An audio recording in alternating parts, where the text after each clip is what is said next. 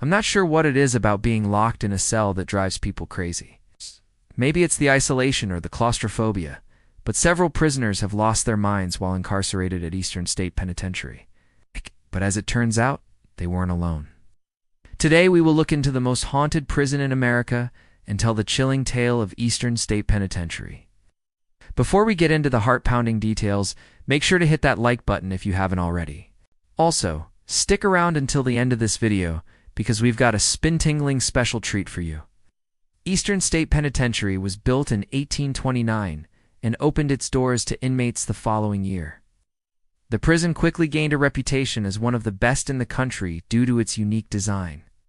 Instead of the traditional congregate system, Eastern State implemented the separate system, which kept inmates in solitary confinement with little to no interaction with other prisoners or even guards. They were allowed out only for an hour a day to exercise in a small yard attached to their cell. Eastern State Penitentiary also introduced another first, the audio call system, where inmates could speak to guards through a wall-mounted device without opening their cell doors. This innovation was designed to maintain safety and order within the prison walls by limiting physical contact between inmates and guards. But it didn't take long for this innovation to turn deadly. You see inmate No. 44. Francis Smith hated his cell. He spent all his time hammering away at the wall in an attempt to break through to the next cell block. After a year of persistent hammering, he finally made a hole and was able to slip through. Smith had been watching his fellow inmates for months and learned that if he timed it just right, he could grab a meal and escape. When Smith broke into the mess hall, there was only one guard present. After taking him down, Smith made his way to freedom. Eastern State had its first escapee and would soon gain a reputation as a prison that could not be escaped from. Of course, things didn't stay peaceful for long. Inmate John Wooldridge was serving time for burglary when he was caught robbing a house belonging to a guard named Samuel Shoemaker. Shoemaker was furious and wanted revenge. So when he heard that Wooldridge was going to be transferred to Eastern State, he begged the warden to let him guard the transfer. Warden Joseph W. Kunkel granted Shoemaker's request, and during the transfer he took the prisoner out to his shed, shot him in the back of the head, and buried him in a shallow grave.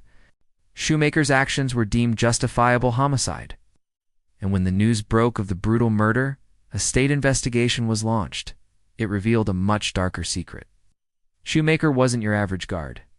He was responsible for several murders, and once his immunity was revoked, he became the first person executed in Pennsylvania's electric chair. But as it turns out, Eastern State wasn't done producing stories that made national headlines. In 1912, two inmates, H. Hendershot and William Massey, decided to escape together.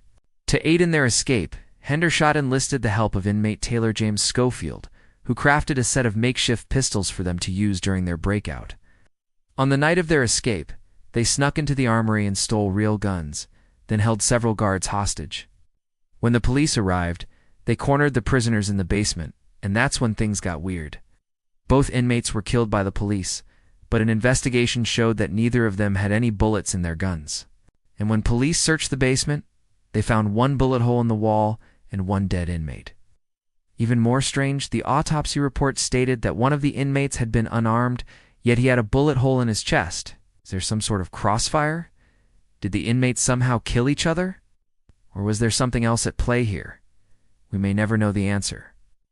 Over the years, Eastern State continued to operate as one of the most secure prisons in the nation. In fact, so secure that rumors began to spread that the prison was inescapable. These rumors led author John G. Tucker to write The Walls of Eastern State, a book detailing the lives of those incarcerated at the prison. He interviewed several death row inmates, who told tales of how the prison never slept. Strange sounds could be heard echoing throughout the halls, and eerie figures could be seen roaming the cell blocks. As it turns out, these inmates weren't making up these stories. On November 11, 1913, Daily News reporter J.D.J. Carroll went undercover as an inmate and spent the night in Eastern State. What he experienced that night shocked him. He heard chains dragging metal moans. He saw flickering shadows that seemed to disappear when he blinked, and he felt an overwhelming sense of dread that clung to him like a shroud. As dawn approached, he spotted a gaunt figure shuffling down the cell block. Startled, he tried to call out, but his voice failed him. The figure turned, revealing a face so emaciated it appeared to be nothing more than skin and bones. Then, As quickly as it appeared, it vanished. Terrified, Carol fled the prison at daybreak and never looked back. In the coming decades, Eastern State Penitentiary became a hotbed for paranormal activity. Guards and inmates reported seeing apparitions, hearing disembodied voices, and feeling icy cold spots in certain cells. One of the most active areas was cell block 12, where prisoners were known to lose their minds. Many visitors and staff members claimed to hear the whispers of insane ramblings coming from inside the locked and empty cells. Some even reported seeing shadowy figures pacing back and forth in the cells. Could it be that these cells drove men insane, or that the men made them insane? And are the spirits of these men still trapped within the walls? As the paranormal activity continued to intensify, rumors swirled that the prison was haunted. People began to wonder if the spirits of former inmates and guards were lingering within the prison walls, unable to find peace. Several investigations were conducted, but the truth remained elusive, leaving many questions unanswered.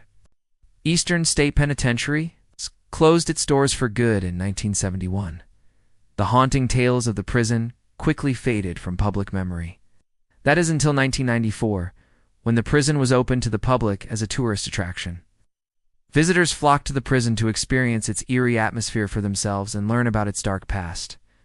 But many were left terrified when they realized that the prison's ghosts were still very much alive. One visitor was touring the prison with a group of friends when they stumbled upon cell block 12. Suddenly, their guide vanished, leaving them stranded in the middle of the prison.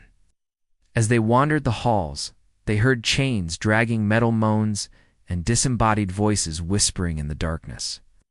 One of the visitors was so frightened that they ran to the bathroom and locked themselves inside.